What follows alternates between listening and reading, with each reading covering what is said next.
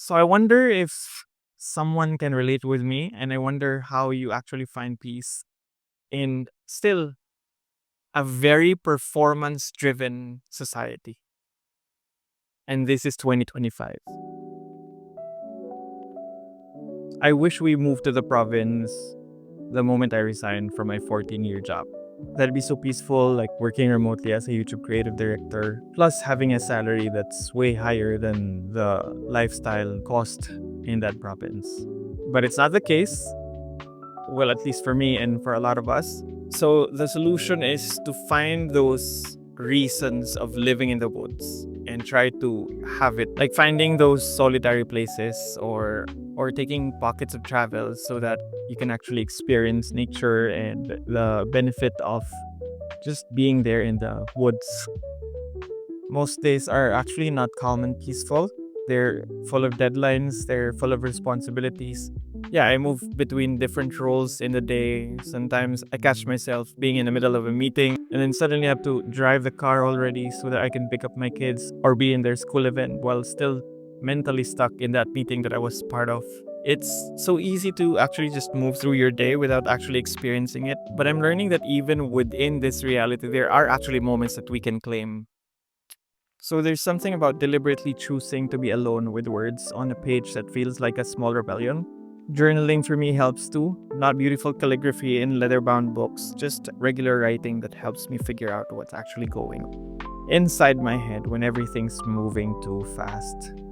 Even mundane stuff like taking the dogs to grooming could be just another errand on the list, but sometimes I choose to be fully there for it, not rushing to the next thing, not mentally working while, doing these things. What's been really helpful for me is that first sip of coffee. They don't have to be specialty beans, just that moment when you're sipping your first cup of coffee. It becomes this small moment of, I don't know, sanity. And these moments aren't all solitary. Sometimes they happen at a coffee shop with a friend. Just those conversations where I'm actually just listening and just being there in the moment, present. With my sons, it's actually about physically slowing down to match their pace. Maybe looking at what they're looking at. Maybe answering questions that would annoy me if I was too focused on getting somewhere. In my marriage, it means sometimes just existing in the same space without an agenda, not optimizing our time together, not making every moment count, just being there. I also think about solitude and all these things that we have to do for our sanity when I look at the water hitting the, I don't know what you call it, dike or the seawall.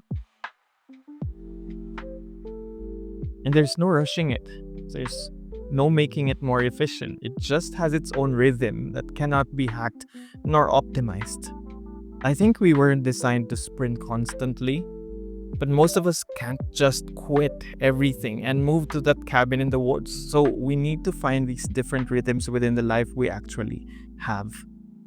So I guess what I'm saying is that I'm not trying to escape this life that I have. I'm just trying to be more present for the one I have. And that means finding these small pockets for me to remember that I'm a human being, not just a human doing. So, the past months and the past years, that's what slow living meant to me. And that's what slow living means to me until now. It's not some unattainable idea where you have to pack up and just, leave things away.